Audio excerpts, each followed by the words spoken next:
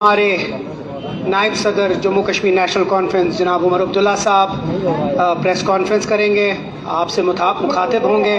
उसके बाद अगर कोई सवाल जवाब होगा तो आप सवाल पूछ के हम एक एक करके आपसे सवाल लेंगे। हमारे senior leader additional general secretary Ajay Sadotra साहब हैं। हमारे सीनियर लीडर पार्टी की मैडम सकीना इत्तू साहिबा है। हमारे सीनियर लीडर पार्टी के जनाब नासिर असलम वानी साहब हैं। तो मैं अब गुजारिश करूंगा उमर अब्दुल्ला साहब को, वो स्टार्ट करेंगे। उसके बाद अगर कोई सवाल होगा तो आप लेंगे।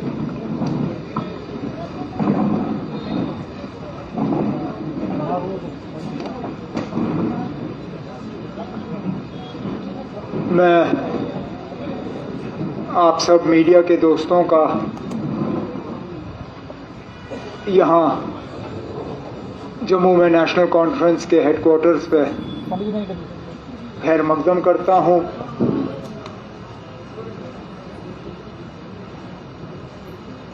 आज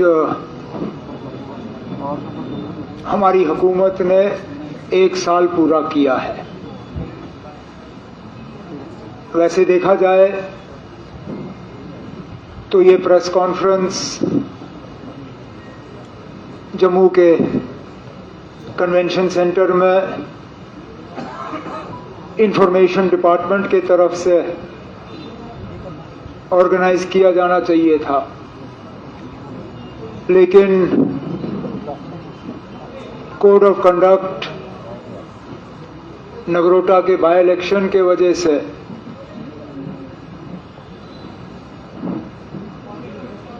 ये मुमकिन नहीं हुआ और हम भी नहीं चाहते थे कि इलेक्शन खत्म होने तक हम इंतजार करें। इसलिए बजाय ये कि आप सबको इंतजार करा के बाद में सरकारी प्रेस कॉन्फ्रेंस में हम बुलाएं, हमने सोचा जब इतना अच्छा पार्टी का दफ्तर है और आज एजुकेशन डिपार्टमेंट के एक बहुत ही अहम प्रोग्राम के सिलसिले में मैं जम्मू आया ही था, तो सोचा कि आप सब दोस्तों से मिलूं और तनवीर ने तो कहा कि अगर आपके सवाल होंगे, मैं तो मान के चल रहा हूं कि सवाल ही होंगे। पता नहीं जवाब होंगे या नहीं होंगे, लेकिन सवालों की कोई कमी नहीं होगी। मैं शुरू में कोई ज्यादा लंबी चौड़ी बात नहीं करूंगा, क्योंकि मुझे मालूम है कि लगभग सारे इश्यूज जो हैं आपके सवालों के जरिए सामने आ ही जाएंगे। हमने एक साल पहले कलमदान संभाला और लगातार उस दिन से आज तक इस कोशिश में लगे रहे कि जम्मू कश्मीर का और जम्मू कश्मीर के लोगों का भला हो, उनकी बेहतरी हो। मैं और मेरे काबिना के साथी हर मुमकिन कोशिश करके हमने तरक्की के कामकाज को तेज किया। लोगों के साथ इलेक्शन में किए हुए वादों को पूरा करने के लिए शुरुआत की। हमने जब लोगों से वोट मांगे या अपना मंशूर लोगों के सामने रखा, हमने 2 चीजों पे जोर दिया। एक ये कि यह हुकूमत 6 महीने की हुकूमत नहीं होगी, 1 साल की हुकूमत नहीं होगी, ये 5 साल की हुकूमत होगी। और इसलिए वो लोग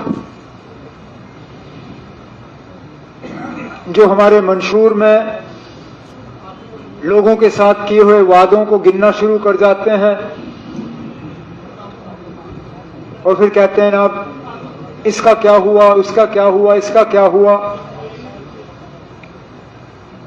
जैसे मैंने जम्मू के असेंबली सेशन में कहा और उसके बाद बार बार अपनी तकरीरों में,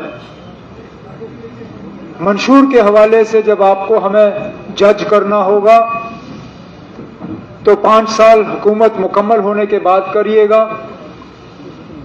क्योंकि कोई भी हुकूमत लोगों के साथ किए हुए वादे 6 महीने या साल में पूरे नहीं करते।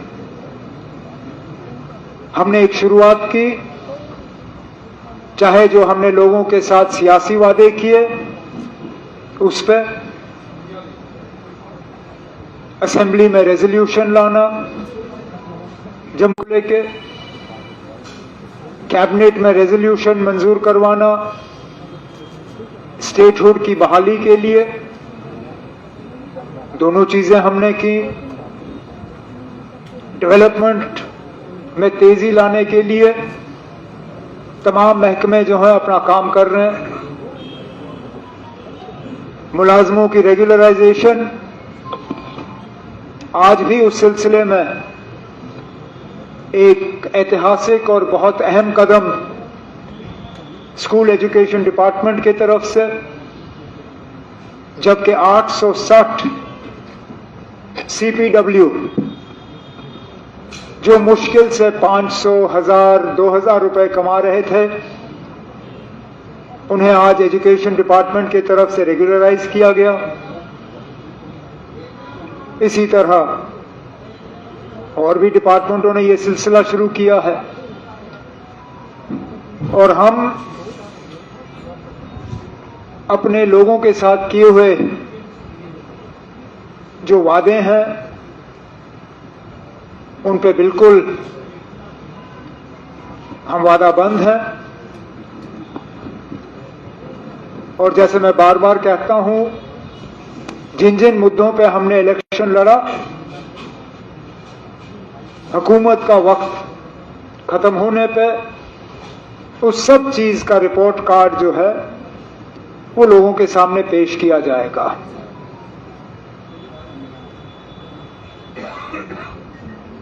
यूटी के निजाम में काम करना एक अलग ही एक्सपीरियंस है।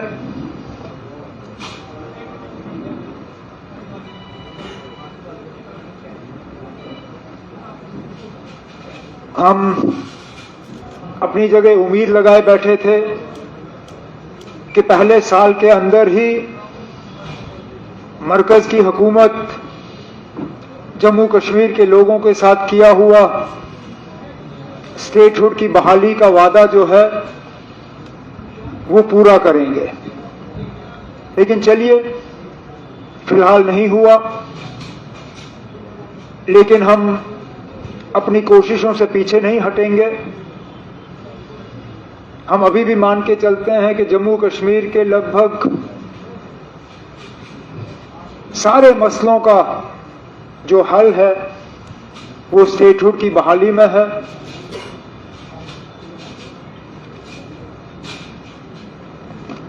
मैं एक बार फिर गवर्नमेंट ऑफ इंडिया, वजीर आजम और उनकी तमाम टीम को ये कहना चाहूंगा यहां जम्मू के सरजमीन से कि जो वादा हम सबके साथ पार्लियामेंट में किया गया, जो सुप्रीम कोर्ट के सामने किया गया, उसको पूरा करिए और जम्मू कश्मीर में रियासत का दर्जा जो है उसको दोबारा बहाल करें। अब इसके बाद मैं तनवीर से कहूंगा कि वो आप में से एक एक को लेके आपके सवाल लें और कोशिश की जाएगी कि उन सवालों का हम जवाब दें। उमर साहब, 2 सवाल थे मेरे।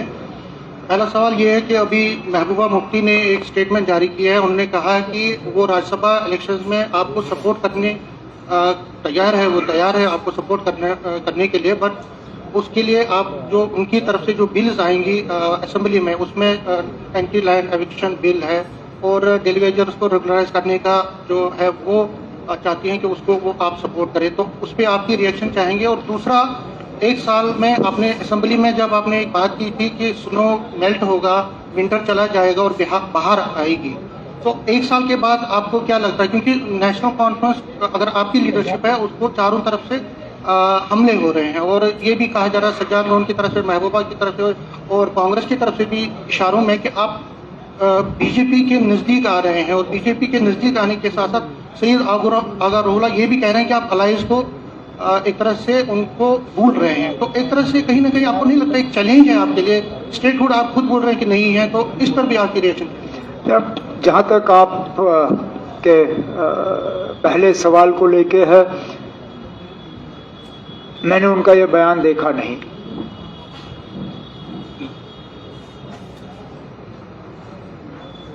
फारूक साहब के साथ जब उनकी बात हुई,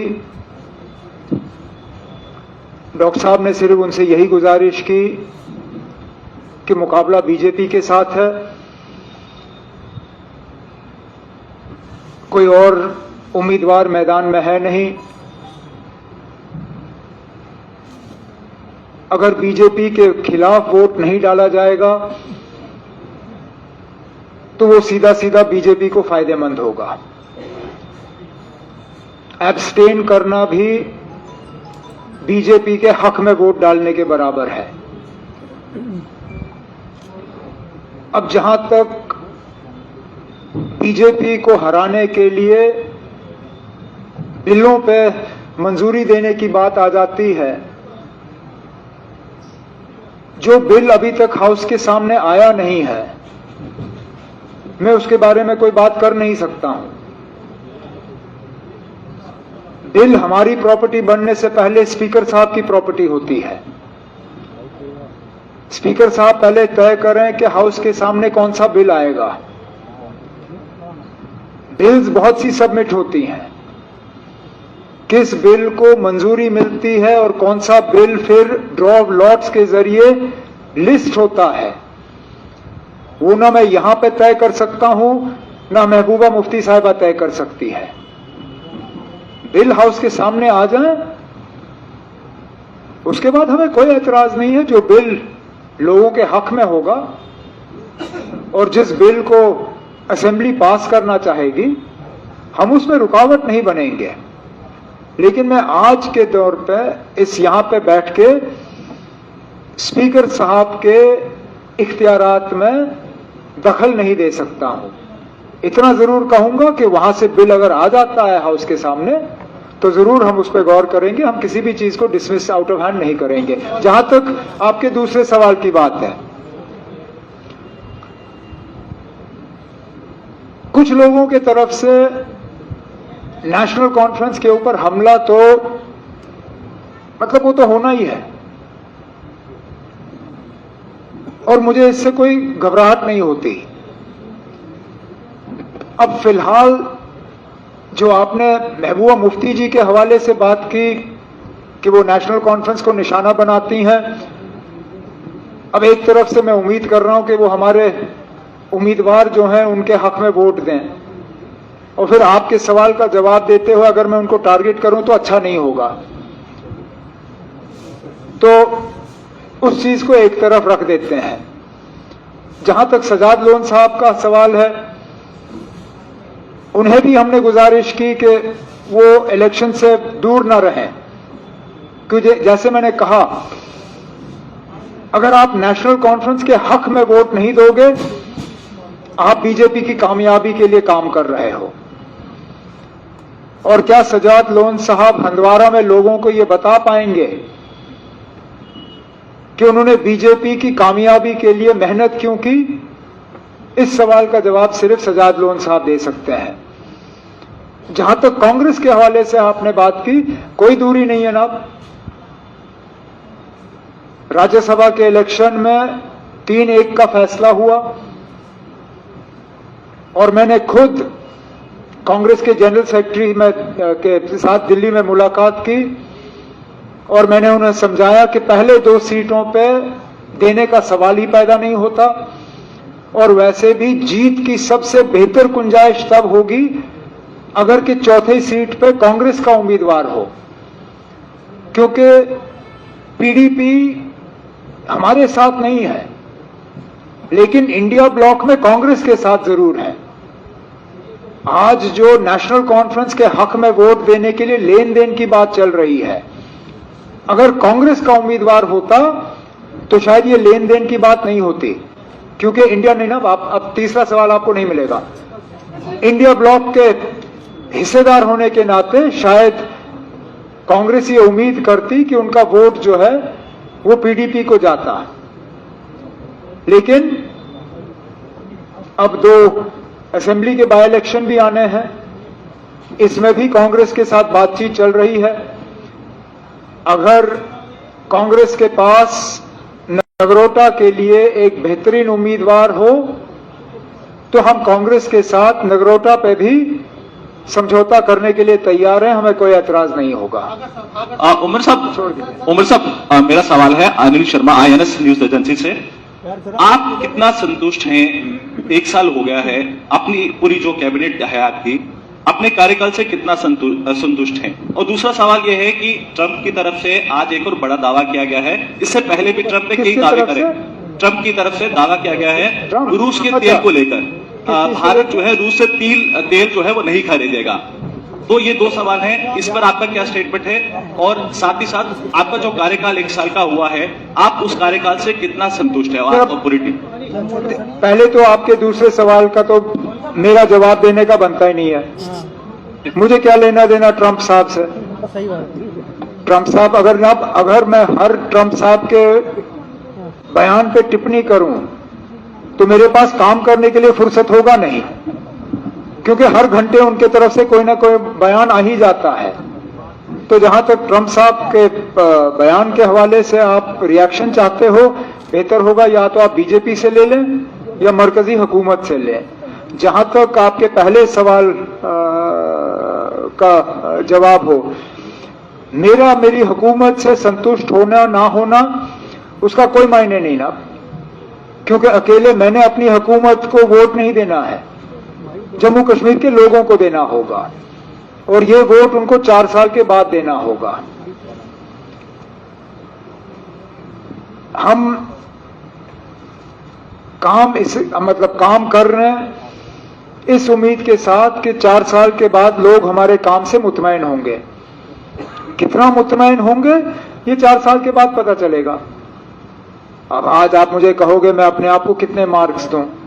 100 में से 100 दूं, 90 दूं, 70 दूं, 60 दूं, 50 दूं? मैं अपनी जगह मान के चलता हूं कि इन हालात में इससे बेहतर हम नहीं कर सकते थे। आगे जाके और बेहतर करेंगे, ये मेरी उम्मीद है। मुशर्रफ माई सेल्फ रूहानी फ्रॉम द नॉर्थ लाइन्स। मेरा सवाल आपसे है कि आपने खुद डेली वेजेस को भरोसा जताया था कि आप एक कमेटी बना रहे हैं। 19 सितंबर को उसकी मियाद खत्म हो गई है, तो वो सवाल करे कि पब्लिक डोमेन में वो रिपोर्ट कब आएगी?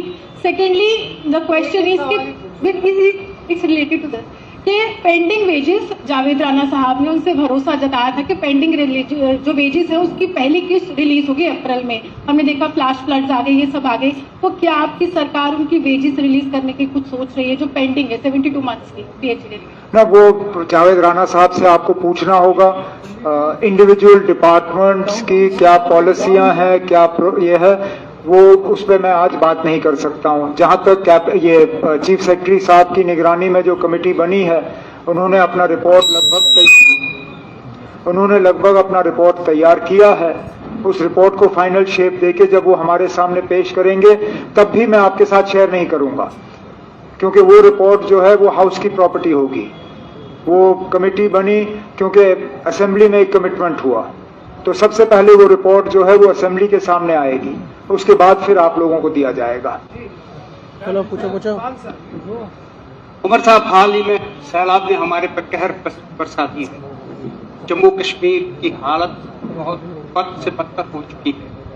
क्या सरकार कश्मीर में फूड स्टोर्स के मसलों के ऊपर कहाँ तक पहुँच गई? क्या उनका कंपनसेशन मिल रहा है? जम्मू में पुल और मकान बह गए हैं। दरिया ने अपना कहर बरसाया, पुल चले गए, बस्तियां चली गई हैं, क्या स्ट्रेटजी अपनाई आप लोगों ने ताकि उनको रिलीफ जल्दी से जल्दी मिल जाए? आने वाले वक्त में बारिशों का सिलसिला दोबारा शुरू हो जाएगा, विंटर्स आने वाले हैं, श्रीनगर में बर्फ होगी, जम्मू कश्मीर जम्मू में बारिश होगी, उसके लिए क्या आपने जब एसडीआरएफ और चीफ मिनिस्टर्स रिलीफ फंड के तहत जितना हम दे सकते थे और जो गाइडलाइंस के तहत हमें देने की इजाजत थी वो हमने दे दी। अब आगे जाके बाकी रिकंस्ट्रक्शन किस तरह हो उसके लिए मरकज ने अपनी एक टीम तैनात करके दोनों जम्मू डिवीजन और कश्मीर डिवीजन में भेज के हालात का मुआयना किया। खुद एग्रीकल्चर मिनिस्टर साहब भी जम्मू आए थे, उन्होंने यहाँ नुकसान का जायजा लिया। हम उम्मीद कर रहे हैं कि मरकज के तरफ से एक पैकेज रिकंस्ट्रक्शन के लिए हमें मिलेगा ताकि उस पैसे को हम जो नुकसान हुआ है उसको ठीक करने के लिए इस्तेमाल कर पाएंगे। नुकसान बहुत हुआ है, इससे कोई इनकार नहीं कर सकता। 350 से ज्यादा हमारे पुल बह गए, 3000 किलोमीटर से ज्यादा हमारी सड़कें तबाह हुई, एग्रीकल्चरल लैंड, खेतों में लगभग कटाई के लिए फसल जो तैयार था वो तबाह हुआ। कई जगहों पे मकान तो टूटे, मकान के नीचे जमीन बह गई। हुकूमत अब इस कोशिश में लगी हुई है और मैं उम्मीद करता हूं कि कुछ ही दिनों में वो कागजात जो हैं कैबिनेट के सामने आएंगे, जो हमने लोगों से वादा किया है कि जिन लोगों के मकानों के नीचे से जमीन बह गई है उनको 4 या 5 मरले का प्लॉट और उसके बाद फिर प्रधानमंत्री आवास योजना के तहत फाइनेंशियल असिस्टेंस और बाकी फिर एसडीआरएफ और गवर्नमेंट ऑफ इंडिया के असिस्टेंस के तहत मदद, ताकि वो अपने मकान जो है दोबारा कायम कर सकें। लेकिन उसके साथ साथ मरकज की हुकूमत से ये बात भी चल रही है कि एक सर्वे इस बात का किया जाए कि सबसे ज्यादा क्राउड बर्स्ट प्रोन एरियाज कौन से हैं, जहां पे बादल फटने की अब गुंजाइश ज्यादा है, कहां पे हमें और ज्यादा इकदाम उठाने होंगे, कहां पे हमें अपना इंफ्रास्ट्रक्चर जो है वो बेहतर करना होगा। उसके लिए एक टीम ऑफ एक्सपर्ट्स आए जो कि यहां सारा कुछ देख के मौसमी हालात, ज्योग्राफी हालात, टोपोग्राफी, ये सारा देख के एक कॉम्प्रिहेंसिव हमें रिपोर्ट तैयार करके दे दें ताकि आगे के लिए हम अपनी तैयारी और बेहतर कर सकें। Sir, I am Himani Kandhari from JK News today. मेरा क्वेश्चन आपसे रहेगा, how long will NC wait for statehood and if how long will NC will wait for statehood as opposed to what is the alternative of not waiting for statehood? If not, मतलब if अगर centre promise नहीं पूरा करती है तो NC का क्या अगला स्टेप रहने वाला है? मतलब हमारे सामने तो सारे रास्ते खुले हैं फिर, लेकिन अब मैं उन लोगों में से नहीं हूं जो धमकियां देके कुछ हासिल करने की कोशिश करें। मैं अभी भी उम्मीद लगाए बैठा हूं कि बिना धमकी दिए हुए, बिना जम्मू कश्मीर में हालात खराब हुए, जम्मू कश्मीर के लोगों के साथ जो वादा किया गया है उसको पूरा किया जाएगा। जहां एक तरफ से आप हमारे जो मैनिफेस्टो में लोगों के साथ किए हुए वादे हैं उनका आप रिपोर्ट कार्ड मांगते हो और आपका मांगना सही है, वहां दूसरी तरफ से जब बीजेपी के दफ्तर में इस तरह के प्रेस कॉन्फ्रेंसें हों तो उन्हें भी पूछे ना, जो वादे करके वो 28 सीटें जीते उनमें से सबसे बड़ा वादा तो स्टेटहुड का था। और मुझे आज भी याद है वो उन दिनों में हम लोगों को ताने देते थे कि नेशनल कॉन्फ्रेंस वालों को स्टेटहुड की बात करनी नहीं चाहिए, स्टेटहुड दिल्ली से आएगा, जम्मू या श्रीनगर से नहीं। तो अगर स्टेटहुड दिल्ली से आना है और स्टेटहुड का वादा जम्मू कश्मीर के लोगों के साथ बीजेपी ने किया था, तो वो वादा पूरा क्यों नहीं हो रहा है? बाकी आगे जाके हमें क्या करना होगा उसको शायद यहां आज दोहराने की जरूरत नहीं है। हालात उस तरह के बने तो फिर मजबूर होकर हम दोबारा यहां बैठ के एक प्रेस कॉन्फ्रेंस करके दूसरा ऐलान कर लेंगे, लेकिन फिलहाल वो हालात नहीं है। नमस्कार। 2024 की इलेक्शन से पहले सेंटर ने सुप्रीम कोर्ट में वादा तो किया कि इलेक्शन के बाद, कोई नहीं, आप बस हाथ ऊपर रख लीजिए। इलेक्शन के बाद एप्रोप्रिएट टाइम पे स्टेटहुड देंगे। अब स्टेटहुड नहीं मिल रही, तो आपको क्या लगता है कि डिले जो हो रहा है स्टेटहुड का देने का, क्योंकि बीजेपी का भी ये वादा था कि स्टेटहुड देंगे, अब डिले जो है कहीं ऐसा तो नहीं कि they want to pressurize National Conference government, your government, कि बीजेपी को भी पावर में लाया जाए? और दूसरा सवाल मेरा ये है कि अभी थोड़ी देर में दरबार मूव भी होगा कुछ दिनों के बाद। हाँ। तो क्या आप वो पुरानी जो ट्रेडिशन है उसको कायम रखेंगे, उसको रिस्टोर करेंगे कि पूरा दरबार मूव हो जम्मू? नीचे से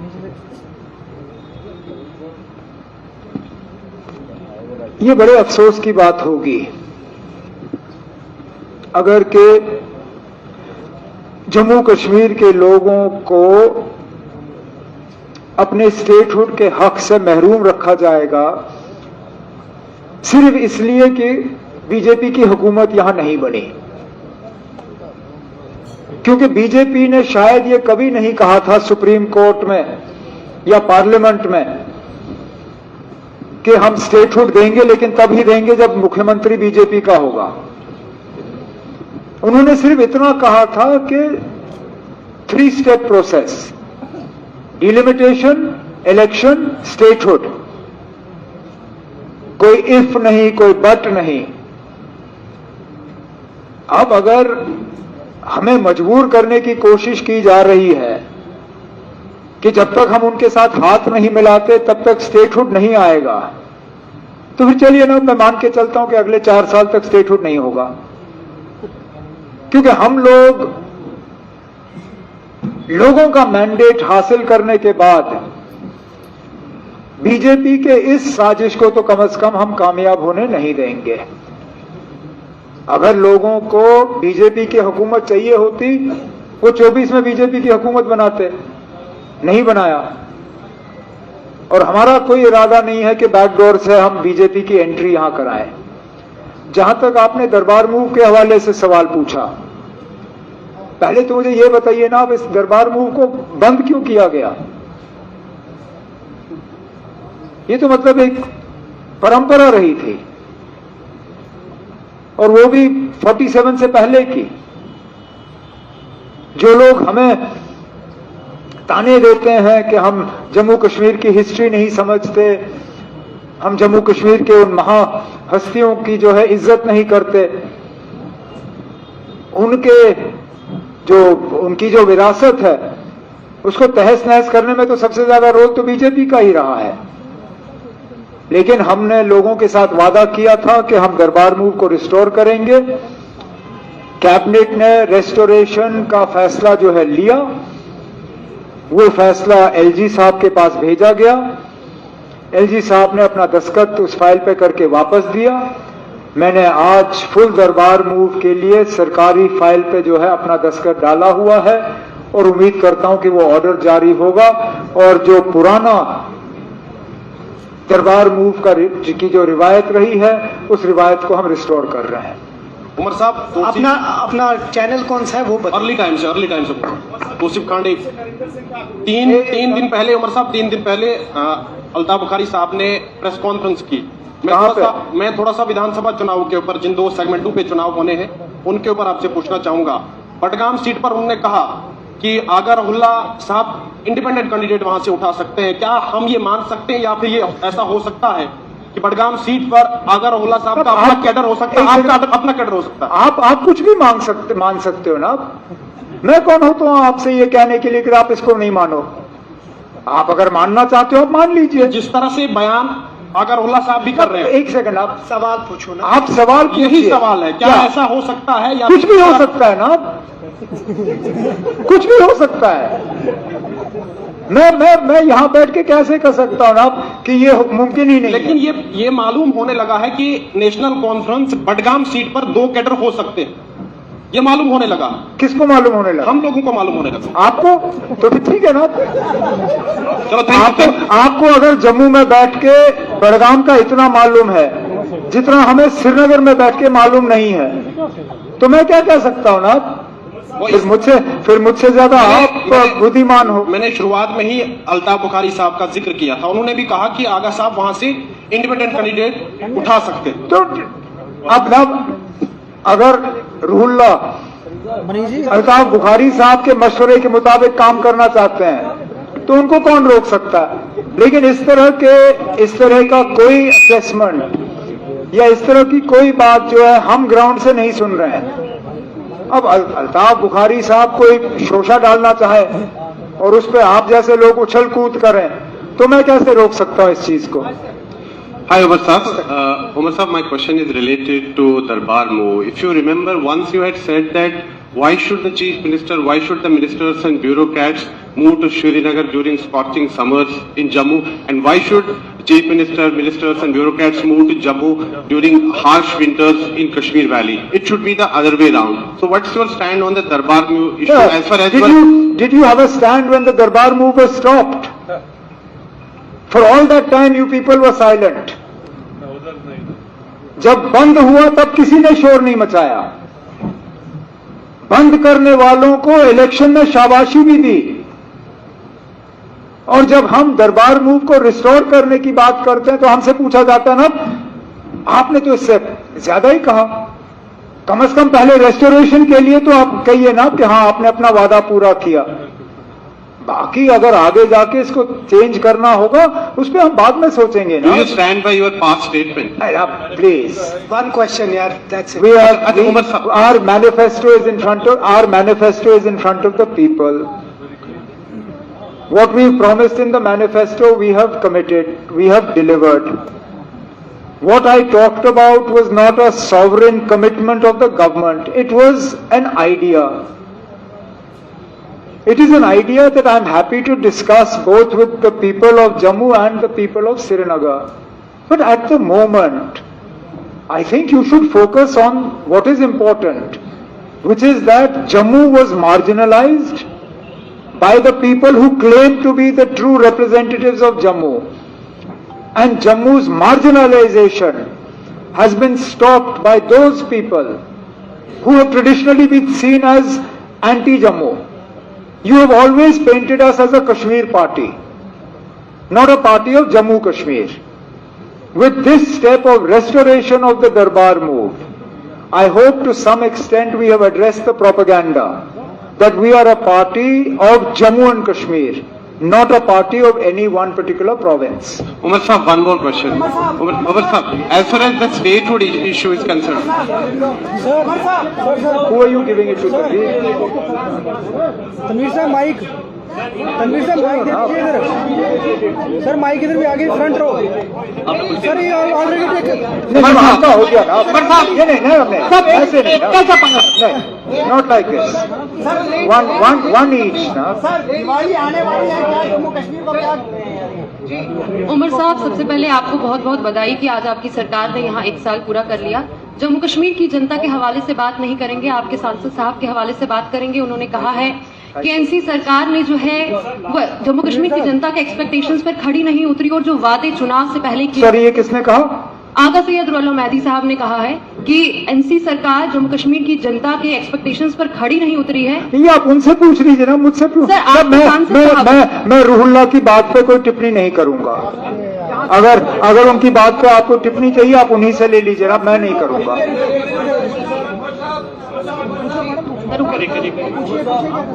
मुझे मत कहिए ना, he is conducting it, I am only answering. Neha Raina MH1 news channel से। मेरा सवाल ये है कि थोड़े दिन पहले जैसे 6-7 तारीख को जो बारिश हुई, तूफान आया, तो किसानों की जो चावल की फसल जो है वो पूरी तरह से तबाह हो गई, तो उसके लिए आपका क्या मतलब क्या सोच रहे हैं उनके बारे में और क्या प्रावधान है? जैसे मैंने आपसे कहा कि agriculture minister government of India वो खुद मौके पे यहाँ जम्मू आए, मेरे काबीना के साथी जावेदार साहब उनके साथ थे। यहाँ पे जो लॉस ऑफ स्टैंडिंग क्रॉप दोनों जम्मू में भी और कश्मीर में जो हुआ है उसकी असेसमेंट की गई है। गवर्नमेंट ऑफ इंडिया से एक पैकेज हमने मांगा है, उम्मीद कर रहे हैं कि वो पैकेज मिल जाएगा तो हम किसानों में बांटने का काम करेंगे। सर, रिजर्वेशन में रेशनलाइजेशन की बात की गई थी, कोई भी सरकार, आपने कहा कि 1 साल में तमाम वादे इधर सर आपने कहा कोई भी सरकार 1 साल में सारे वादे पूरे नहीं कर सकती है, तो रेशनलाइजेशन का जो इशू आया था रिजर्वेशन में, उस पे आपने कमेटी भी बनाई, लेकिन अभी स्टेटस उसका क्या है? स्टेटस उसका ये है कि कल जो कैबिनेट की मीटिंग हुई उसमें कैबिनेट सब कमेटी ने अपनी फाइनल रिपोर्ट जो है कैबिनेट के सामने रखी। कैबिनेट ने उस रिपोर्ट को कबूल किया है। अब सोशल वेलफेयर डिपार्टमेंट से कहा गया है कि वो एक कैबिनेट मेमो तैयार करें, क्योंकि हमने कैबिनेट की सब कमेटी की रिपोर्ट जो है वो मंजूर की है। इसके लिए हमें कैबिनेट मीटिंग बुलाने की जरूरत नहीं पड़ेगी। मैं इसको सर्कुलेशन में अपने मिनिस्ट्रियल कोलीग्स के पास भेज के इसको मंजूरी दिलवा दूंगा और कैबिनेट का ये फैसला जो है फिर LG साहब के सामने रखा जाएगा। मैं उम्मीद कर रहा हूं कि अगले 2-4 दिन में ये मुकम्मल हो जाएगा। देखिए, दो सवाल हम एक यहाँ से लेंगे और एक यहाँ से, एंड दैट इज इट। आप लीजिए, उसके बाद यहाँ से। गुड इवनिंग उमर साहब, I am Vishal from UNI।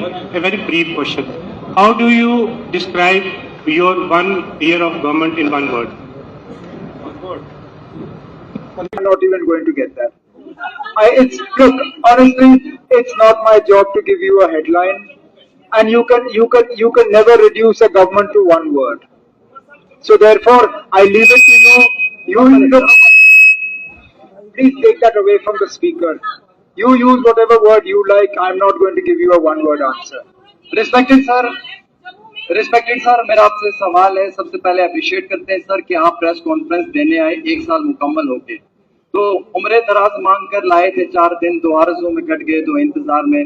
Sir 1 साल सरकार बनी हुई है और सरकार को बनकर 1 साल हो चुका है। सर कैसे देखते हैं आप अपने ऑफिस में और LG साहब के ऑफिस का जो एक गैप था, क्या वो ब्रिज के तरीके से वो गैप पूरा हुआ? और जो ब्यूरोक्रेसी थी, जो पुराने ब्यूरोक्रेट्स थे, जो यहाँ पे हम कहते थे कि सरकार बनने से पहले काम नहीं करते हैं, क्या सरकार बनने के बाद अब आपकी बात सुनी जाती है? क्या वो ब्यूरोक्रेट्स काम करते हैं? क्या दिल्ली देखिए ना, मैं LG साहब और गवर्नमेंट के ताल्लुकात के बारे में कोई बात करूंगा नहीं, क्योंकि आपको ये अज्यूम करना ही नहीं चाहिए कि ताल्लुकात ठीक नहीं है। हम काम कर रहे हैं और जम्मू कश्मीर की बेहतरी के लिए काम कर रहे हैं। सर ये जहां तक आपने अफसरों के हवाले से बात की, जितना हमने किया है अभी तक, क्या वो मुमकिन होता अगर अफसरों के साथ हम काम नहीं कर रहे होते? आखिरकार किसी भी हुकूमत के लिए अपने एजेंडा को मुकम्मल करने में अफसरों का साथ जो है वो जरूरी होता है।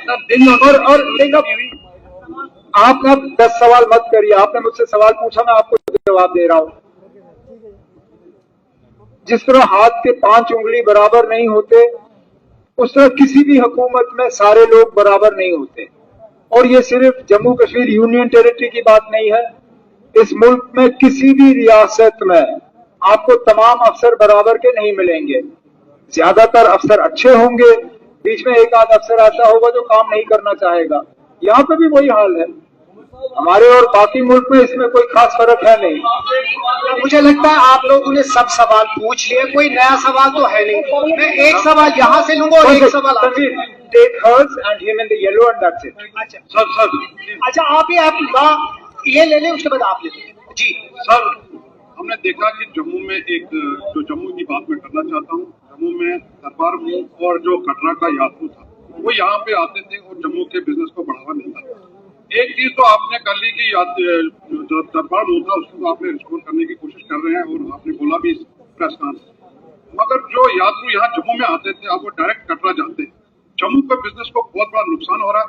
उस बिजनेस को बढ़ाने के लिए आपकी सरकार क्या कर रही है और क्या कर रही है? देखना, मैं मजबूरन माता वैष्णो देवी के यात्रियों को जम्मू में रोक नहीं सकता।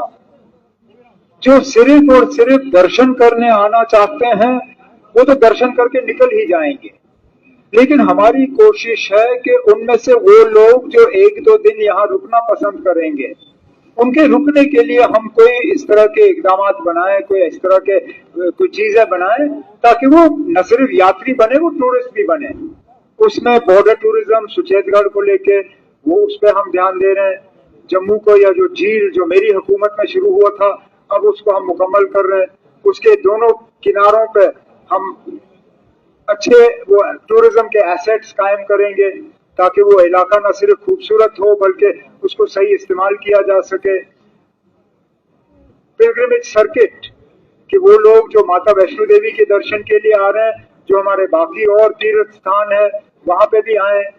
हमारी कोशिश ये है कि जो दर्शन करने के लिए आते हैं उनमें से अगर 15-20% भी दाएं बाएं थोड़ा घूमे तो जम्मू की इकोनॉमी को काफी फायदा होगा।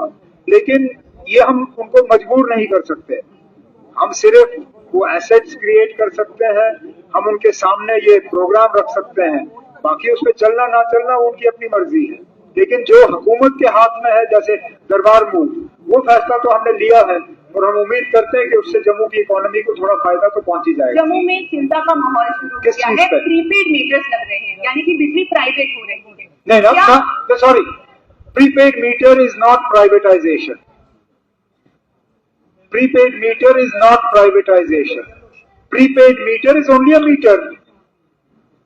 जब आप अपने प्रीपेड स्मार्टफोन से, please take it away from the speaker, जब आप अपने प्रीपेड स्मार्टफोन से परेशान नहीं होते हो तो आप प्रीपेड बिजली मीटर से परेशान क्यों हो? है तो वही चीज। आप पहले पैसा भरते हो फिर मोबाइल इस्तेमाल करते हो, बिल्कुल इसी तरह आपके यहां मीटर लगेगा, आप पैसा भरिए और बिजली इस्तेमाल करिए, इसमें परेशान होने की क्या। और मैं माफी चाहता हूं, आपके सवाल से ऐसा लगता है जैसे ये मीटर सिर्फ जम्मू में लग रहे हैं। ये मीटर सब जगह लग रहे हैं। मेरी बहन के घर में गुपकार पे इसी तरह का प्रीपेड स्मार्ट मीटर लगा हुआ है।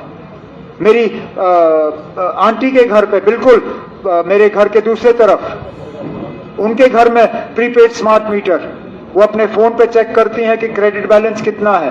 जब कम होना शुरू हो जाता है वो अपने मीटर में और पैसा चढ़ा देती हैं और बिजली इस्तेमाल कर जाती हैं। अगर मेरे रिश्तेदार ये कर सकते हैं और उन्हें कोई परेशानी नहीं है, आम यहाँ बाकी लोगों को इस चीज की परेशानी क्यों? उमर साहब एक नैरेटिव जो है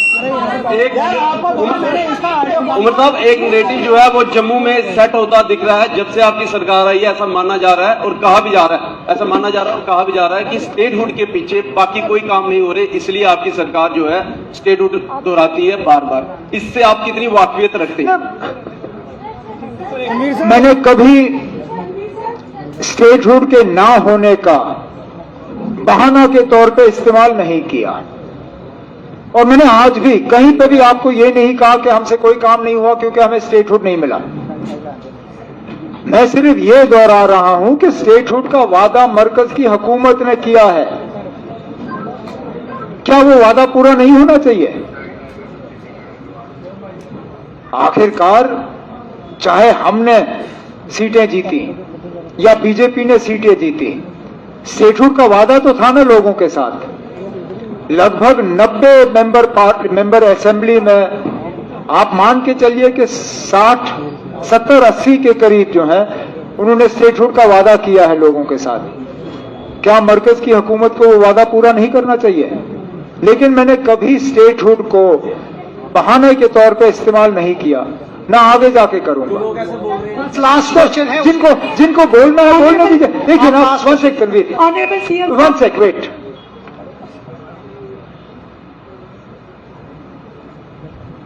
कौन बोल रहे हैं? ऑपोजिशन पार्टी, ऑपोजिशन LUP, जिनको डिप्टी CM साहब ने बड़ा अच्छा नाम दिया है।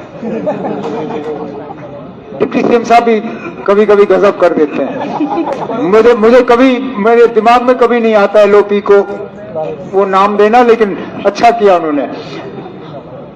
नाम में ही जवाब है। ऑपोजिशन मतलब के अपोज करना। आप कैसे उम्मीद करोगे कि जिसका काम है ऑपोजिशन करना वो हमारी तारीफ करेगा?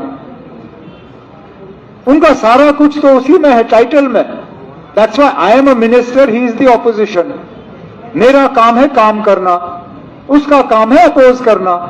वो अपोज करता रहे, मैं काम करता रहूंगा, फर्क इतना ही है। ऑनरेबल सीएम सर, चले, नमस्कार। Thank you thank you. अब प्लीज चाय पीजिए पीछे। बहुत बहुत शुक्रिया।